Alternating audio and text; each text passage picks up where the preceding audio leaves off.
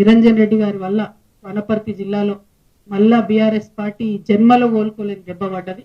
ఆయన చేసిన అవినీతి, ఆయన చేసినటువంటి అన్యాయం, ఆయన బీసీల మీద పెట్టినన్ని కేసులు, ఆయన ఉద్యమకారుల మీద పెట్టినన్ని కేసులు, ఇవన్నీ ఒక్కొక్కరు చెప్పుకొని కళ్ళలో రక్తం వచ్చేటట్టు ఏడుస్తున్నారు. ఒక్కటి కాదు, మూడు ఫామ్ హౌస్లు కట్టుకున్నారు. ఆయన ఒక్కసారి ఎమ్మెల్యే అయితే, ఒకసారి మంత్రి అయితే. కానీ అందులో అసైన్ భూములు ఉన్నాయని చెప్తున్నారు. అందులో ఆర్డీఎస్ కోసం సేకరించినటువంటి భూములు ఉన్నాయని చెప్తున్నారు. మొత్తం కృష్ణా నది కంప్లీట్ గా ఒక కాలువ అంతా మీ ఫామ్ హౌస్ లకు వెళ్ళిపోతుందని చెప్తున్నారు. దాని మీద మరి ఎందుకు ఇప్పుడు కాంగ్రెస్ గవర్నమెంట్ ఎంక్వైరీ చేస్తలేదు? ఏం అండర్స్టాండింగ్ ఉన్నది? మరి నిరంజన్ రెడ్డి గారు చేసినటువంటి అవినీతి కేసీఆర్ గారికి తెలియదా? లేకపోతే ఈ అవినీతి పైదాకా పోకుండా హరీష్ రావు గారు కాపాడినరా? ఈ అవినీతి పైన తెలిస్తే కేసీఆర్ గారు నిరంజన్ రెడ్డికి టికెట్ ఇవ్వరని చెప్పి కాపాడినరా? ఇప్పుడైతే మీడియా ద్వారా నేను కేసీఆర్ గారి దృష్టికి తీసుకెళ్తున్నాను. ఇట్లాంటి నాయకుల్ని ప్రజల మీద రుద్దడం ఎందుకు? ఈమె పుచ్చు వంకాయ సచ్చు వంకాయ అనేదో మాట్లాడుతున్నట. నిరంజన్ రెడ్డి గారు, మీరు మా తండ్రి వయసులో ఉన్నారు కాబట్టి చాలా మర్యాద ఇచ్చి ఈ అంశాలన్నీ చాలా గౌరవంగా చెప్తున్నా నేను. మీరు అక్కడ లోకల్ ఎంఆర్ఓ ఆఫీస్ కాలబెడితే కూడా చూసుకుంటూ ఉండిపోయారట.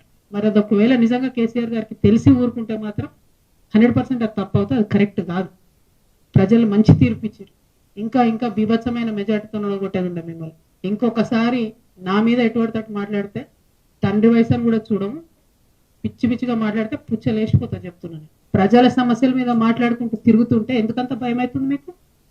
మీరు అంత తెలివితేటలు ఉన్నోళ్ళు అయితే, అంత గొప్పోళ్ళు అయితే, కేసీఆర్ గారు మీకు వ్యవసాయ శాఖ మంత్రి ఇస్తే ఎంత పని చేయాలి కాన్స్టిట్యున్సీకి?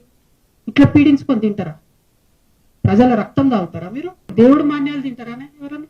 దేవుడు గుడిని కబ్జా పెట్టుకుంటారా ఎవరైనా? భూములు పెబ్బేర్స్ అంతా మీకే కావాలి, వనపర్తి మార్కెట్ మీకే కావాలి, గద్వాళ్ళ భూములు మీకే కావాలి.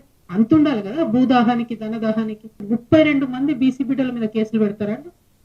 ఒక్కసారి కాదు, రెండు సార్లు జైలుకు పంపించారు ఒక్కొక్కరిని. అయితే ఏమన్నా రాచరికమా? ఊరేస్తారా ఎందుకు? నెక్స్ట్ ఈయన హరీష్ రావు గారు మనిషి కాబట్టి ఏమి చర్యలు ఈయన మీద కాంగ్రెస్ ప్రభుత్వం తీసుకుంటుందని నేను బలంగా నమ్ముతున్నాను. ఒక్క విషయంలో ఎంక్వైరీ చేసిరా? ఎన్ని టీవీ ఛానల్లో వచ్చి స్టోరీలు చేసుకోపోయినాయి? ఏమైంది ఎంక్వైరీ? మరి స్వర్గంలో ఉన్న పెద్ద మనిషి మీ మామగారు చూసి సిగ్గుపడుతుంటారు మిమ్మల్ని. నా పేరు చెడగొట్టినా బాబా, మీరు మీ మనుషులు పెట్టి మీరు మాట్లాడి ఎటువంటి ఎందుకు మాట్లాడాలి నా మీద? నేను ఒక ఆడబిడ్డగా నన్ను ఒక పార్టీ నుండి ఒక్క మాట అడగకుండా నన్ను సస్పెండ్ చేస్తే నా పని నేను చేసుకుంటూ ప్రజల కష్టాలు తెలుసుకోవడానికి పోతున్నా.